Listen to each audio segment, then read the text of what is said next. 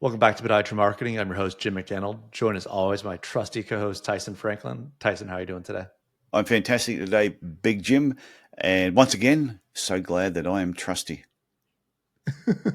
Well, we're over the 200 episode mark now. So the trustiness continues. I know how good was last week's episode with Don Pelto on. It was fun actually having a guest. And I think the other good part with Don too was you just go, Don, talk, and he does. He's not afraid to talk for sure. He's got a lot of knowledge and information to share in that head of his. So it was Yeah. great to have him with us. Yeah. And so if you're listening to, if you went from 99, skipped 200 for whatever reason, and went to 201, because you were so eager to hear what I had to say, go back one and listen to Don's because it was really good. It gives a lot of really cool information. But I love the point he kept stressing. Yeah, I'll tell you whatever you want because most people will hear it and won't do it. So I challenge everyone to prove Don wrong and follow the advice that he mentioned. Sounds good. Okay, today's So topic. Okay, well, before I give the title of today's podcast, I'm going to ask the listeners a question. And it is, do you only market your podiatry business when things are quiet, when patient numbers are down, or things feel slow? So now I'll pause for effect. Let that sink in. And if you do, you probably find that you're not alone. And falling into that stop-start sort of marketing cycle, it's a common mistake. A lot of podiatrists do it. And it's referred to as helicopter marketing. So that's what we're going to discuss today. Today's topic is helicopter marketing and why is it an inconsistent marketing strategy? I think it's a great topic because I think, like you're saying, people want to turn the faucet on and off, right? And when things are going really, really well, people are like, "Oh, I don't need the marketing anymore. I'm going to save, $2,000 to $3,000 a month and just kind of like coast here for a while. And then if things slow down, I'll just turn it back on and things will be totally okay." So you're trying to tell us that that's not the way it should be done? No, I remember my podiatry clinic. We would budget. It was probably about it was either I think it was 8% of whatever our gross turnover was for the month. We budgeted that's what we were going to spend on marketing the following month, and that included adjustments to your website, like all your marketing involved. So we would budget. So we'd look at what we turned over for the year and go, okay, the next 12 months, this is what we're going to be budgeting every month for the next 12 months, regardless if we're busy or not. Even when we were absolutely flat out, we were still had the same marketing going, which is why we never had a quiet month. It just didn't work. And so the reason helicopter marketing is bad is because there is no consistency. And without consistency, you cannot build momentum, which is what we did. We were always consistent. So the momentum was always going. And without momentum, your marketing, it costs more. It takes more energy to restart. And it's more time consuming to keep trying to reignite it. I equate it very simply like going to the gym. You can go to the gym and you can smash yourself for a whole week. I went 7 times this week and just did upper body because legs don't matter. And you can do that for a whole week, not go again for 6 months. That week was irrelevant. Whereas if you consistently go, even if it's just twice a week, but you do that every single week for 6 months, you will actually notice a difference. I think that consistency is key, is a huge component. I think, like you talked about, kind of comparing it to weightlifting or whether it's running. If you have a big week, after a point in time in 6 months, it's not going to matter, right? It's that what are you doing each day? What are you doing every week on a consistent basis over months, quarters, years to kind of build that momentum to the point where you're having a full clinic calendar, an agenda. So I think you bring up a good point because I think, like you said, sometimes people like just to jump in and do a little bit here and a little bit there and then stop. And when you take the foot off the gas like that, that gives other people opportunities to jump in front of you, but also the different kind of channels you're kind of not being a consistent voice in anymore. And you're kind of almost you kind of end up reintroducing yourself to the same people over and over again. Yeah. And what we're saying, we're talking about the gym or we're talking about fitness. Everybody knows if you get your fitness up to a certain level, you can take a week off, go on holidays, come back, and you're probably not really going to notice too much change.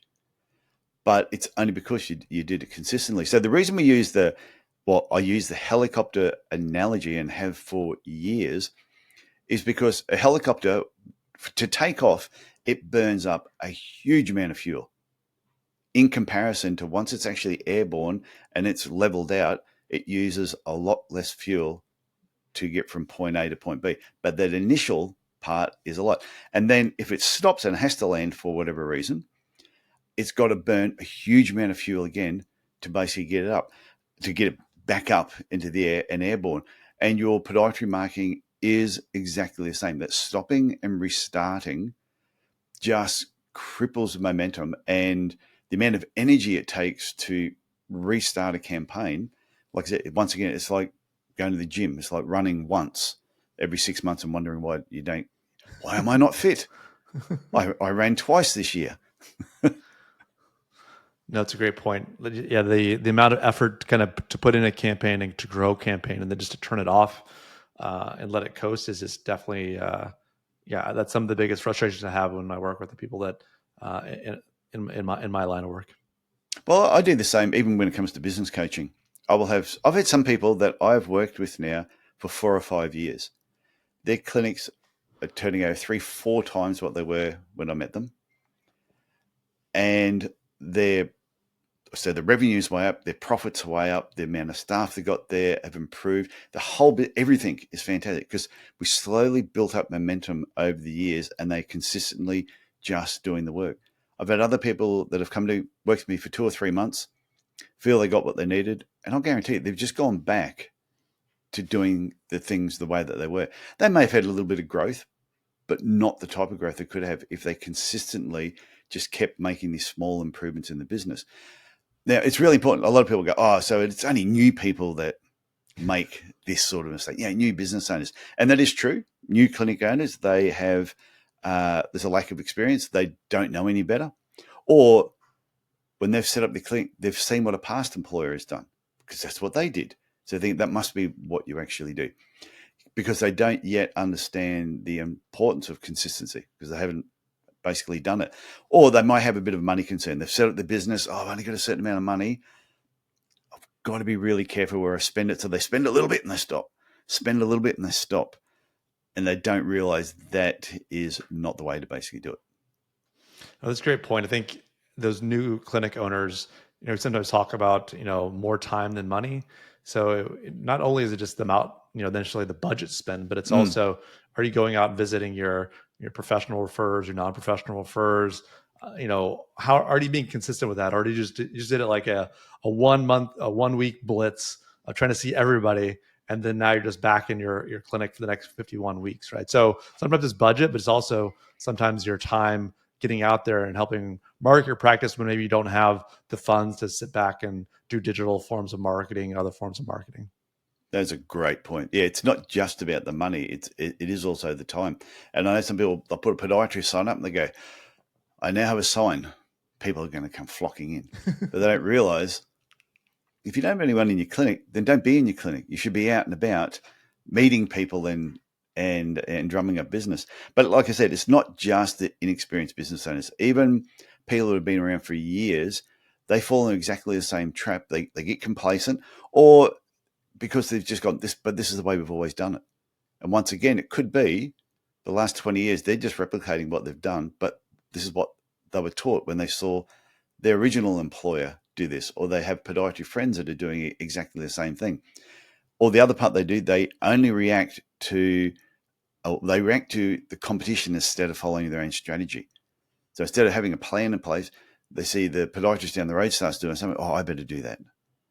And that's just not the way to do it. So, and you mentioned this before too, the common reactive patterns will be when business is quiet, they advertise.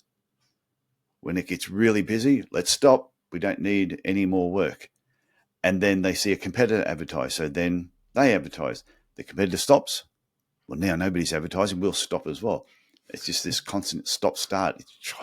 It is a business killer.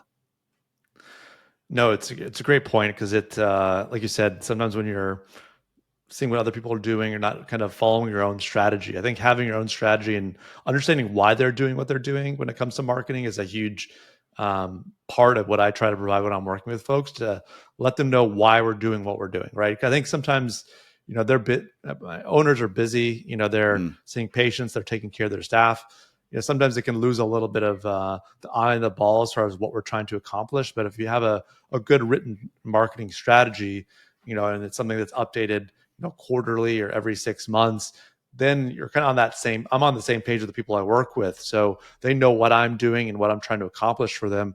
And it makes much more sense, because if you let, 3, 6 months, 12 months go by and there hasn't been at least some communication about what we're doing, the results, and how it's impacting the clinic, I think, a lot of clinic owners just kind of get busy. They kind of forget what was happening.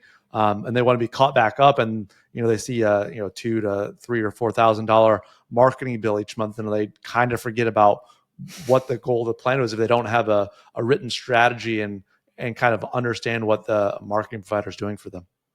Yeah, and part of it too is like some of the problems and why it happens is they blow their budget, so they go too hard too fast.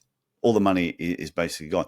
Therefore, they're actually forced to stop. They don't have a choice. I've run out of money before they've run out of month, so they really don't have any choice. The other part, mistakes often happen because, like you said, there's just no planning. They didn't sit down there and just plan out what it was they were trying to achieve. Or, and this is a common one, seen this happen numerous times, they're oversold by a really smooth talking sales rep who makes everything sound good. And I'm going to talk a little bit more about sales reps in a sec. Or they're spending their money on the wrong platforms and targeting the wrong patients. So they've got all this money and they're putting it on a certain online platform because they've seen another podiatrist do it. They don't realize, hang on, your patients aren't there.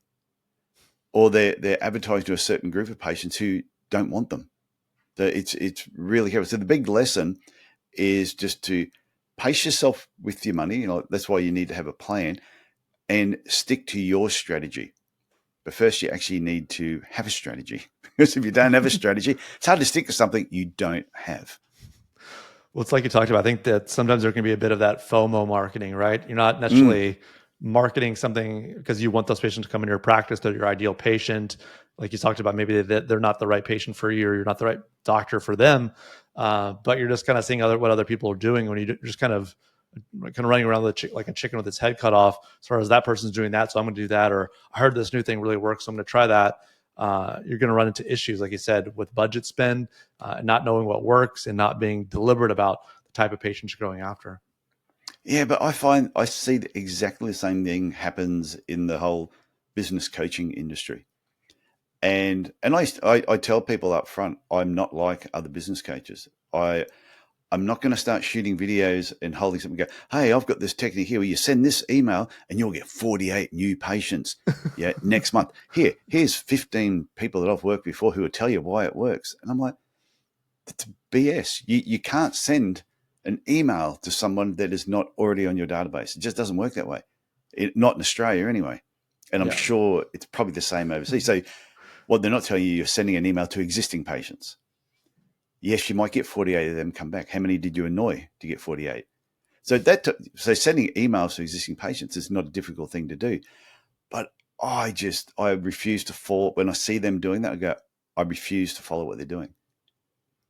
And I think podiatrists got to learn from that. When you see other podiatrists doing something, just because they feel comfortable doing it doesn't mean that you should. It may not suit what it is that you're doing. So here are some proactive planning is basically the key.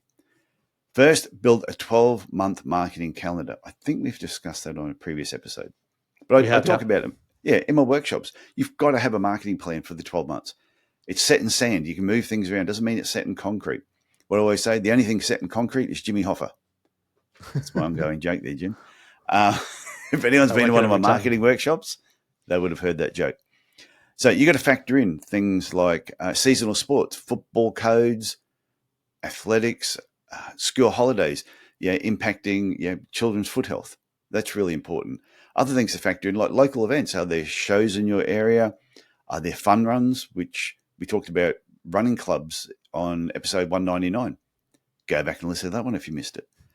But being part of are there fun runs in your area? Are there health expos in your area that you can actually tap into? But what's just as important in tapping into all that is preparing your assets in advance. And what I mean by assets is having brochures, having business cards. You might have some free books that you can hand out. You might need banners for different events, some form of signage for your different promotions. The benefit of having all that in place before you need it is when all of a sudden opportunity just pops up. Bang, you're not scrambling around going, oh, hang on, what do we normally take for this talk again? You have this all, it's part of your plan. You have a document. When we do a talk, this is what we take. Here's our box. We actually have it all in. Pick the box up, take box with you. Open box, display box. It is actually, sometimes it sounds too simple, but that's all you really need to do.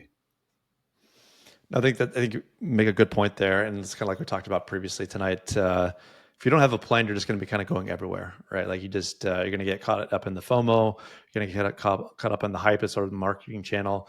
So you really need to sit back, understand who you are, type of patients you want. Obviously maybe what's worked in the past. What are those kind of high ROI opportunities that you can either really kind of execute on? Because like you said, if you don't have a plan to execute it, you're gonna fail before you even get started. Yeah, and it's important to just learn the consistency over just these bursts of advertising that some people do. Repetition builds recognition, basically. The more you're doing it, the more people see you, the more they recognize who your business is. One ad consistently over a 12-month period is going to beat 1 week of you just totally smashing your marketing and then doing nothing else. And marketing should feel like a drip campaign, like drip irrigation, not like a fire hose. It's not something where you're just bursting it out there. And patients will trust the business that they see on a regular basis. There was I don't know if I've ever mentioned on here before, Golden Drop Winery was a company, still is a company up here in Cairns. Mentioned to anybody, you heard of Golden Drop Winery? Everybody says yes. They only used to advertise after 10 p.m. at night because it was really cheap on television. And this is a bit before the internet was as big as what it is now. People still watch TV. But what was interesting is they were always on between 10 p.m. and midnight every night of the week. It was dirt cheap. Just dirt cheap for them to be advertised. It's the only place they ever advertised. Nearly everybody at some stage would come home after 10 p.m., would plonk themselves on the lounge, flick on the TV, and you would see one of the ads at some stage. It was always there. They were so consistent. And I could ask anybody in Kansas who had a Golden Drop Winery, everyone goes, yeah, have you ever seen their ads? No, I probably haven't seen one of the ads for 5 years because I don't watch normal TV anymore. But people still remember it just because of that consistency. And the other analogy I like to use with this, just about being consistent, is a farming analogy. And this was in my book. I said, if a farmer had 100 trees and he had enough fertilizer to just fertilize them once for the year, but if he only fertilizes them once for the year, they won't bear any fruit. They must be fertilized twice. So the farmer has a choice. Do I fertilize all the trees once and get no fruit, or do I fertilize half the trees twice and get fruit and actually have something to take to the market? And that is the thing between your being consistent, but also being frequent with what you're doing, not just blurting it out there once and then hoping something's going to happen. And sales reps, sometimes they will talk about reach, how many people that you can actually reach with marketing. Sometimes it's frequency and consistency is a little bit better. No, you're getting that awareness piece, right? So you're kind of top of mind. If you just blast people one time, you're easy to ignore. But if you have something valuable that at least they see as valuable, and you're there on a consistent basis, the name recognition of those things will be much more evident. So always check. You need to be really disciplined with your budget. So always check. Does it fit in your budget? Whatever it is you're going to do, just make sure, does it fit within your budget, because you don't want to blow it. Will it attract your ideal patient? So really think about, who do you want more of in your clinic? Do you want more people that have no money, who complain about your fees, whinge and complain constantly, chew up all your time. If you don't want those people, stop marketing to them. Think about who is your ideal patient and only market to them. You've mentioned this before. What's your return on investment? What can you expect? And then, is it the best use of your money compared to other options? So if you're looking at, should I put my money here or put my money somewhere else? Where do you normally get the biggest bang for your buck? That's where you should be putting your money. And if you have that thinking in place, when all of a sudden it helps avoid shiny object syndrome, where, oh, here's a great idea, I'm going to go and do that. So, and especially when a rep comes up and they do one of their amazing sales pitches, and they can make things sound a lot better than what they are. So what I used to, is that if you take nothing else away from this episode, you might want to replay this part I'm about to talk about now, is if a sales rep comes to you and they've got an idea, something that they want to sell to you, ask them these 3 questions. First question, can you tell me what a podiatrist does? Most will get that wrong. Second question, who do you think is my ideal patient? Once again, they will get that wrong. And the third thing is, and this one I just absolutely love, I always ask them, so what did you like most about my website? And most will never look. The smart sales reps will check out your website. They will actually, based on your website, have an idea who your ideal patient is and be able to tell you. And they will also tell you what a podiatrist does with confidence. If they can't do that, walk away. Go and find somebody else that actually does. No, I like those 3 questions, but I also like that section before that. Like sometimes depending on where you're at in your marketing, you have to build a stable foundation, especially when you're doing digital things, right? If you have, you've heard great things about some ad platform, or you heard that Google ads work the best, but if the Google ads are sending people to your website and you have a terrible website from 1995, Yeah. so things have to be done in a stepwise fashion, and you need to understand kind of the normal way that it's going to be the best way for you to build that foundation. So but the 3 questions are great because they need to know, who you are, what you do, who you want to be your patient, and then kind of get a general sense of take that time to know who you are by looking at your website. So I love those the 3 questions as well. Yeah, because I remember a sales rep walking in one day and said, oh, we've got this idea for you. We think it's going to be absolutely fantastic for your podiatrist. I said, oh, great. I said, so what's a podiatrist do? This is how I figured out these questions. They went, oh, well, like you guys, you cut toenails and all that. I went, oh, right, okay. I said, and who's my ideal patient? Who are we targeting? Oh, this thing is perfect for like old people that can't reach their feet. And, this is where we're going to do all the marketing. And I went, oh, okay. And then I eventually told them, well, actually, we do orthotics and sports, and our ideal patient explained to us, oh, yeah, this marketing campaign will be perfect for them. I'm like, really? So that's when I finished up. So what do you like most about my website? Oh, have you got a website? Oh, Jesus. Sorry, bro. Yeah. Take a hike, I told them. So anyway, just the last thing I just want to finish on is just remember, marketing should be consistent, planned, and it should be sustainable. Once your momentum builds, it is cheaper and it's easier to maintain. If you need any help with this, reach out to Jim, reach out to myself. And just to repeat, I mentioned it before, but this is a quote that was written down. It just said, repeating a message daily for a year beats shouting it 365 times in one day. So that's what I'm going to finish on. That's great, Tyson. No, I definitely agree. It's an important topic because that consistency piece is something that we get busy. I know that even in my own, health, running, I sometimes will take off a period of time, but just being consistent in your marketing and in your life can really create fantastic results. So it's a great topic tonight. I'm glad you enjoyed it, Jim, and I look forward to talking again next week. Sounds great, Tyson. Okay, see you later. Bye now.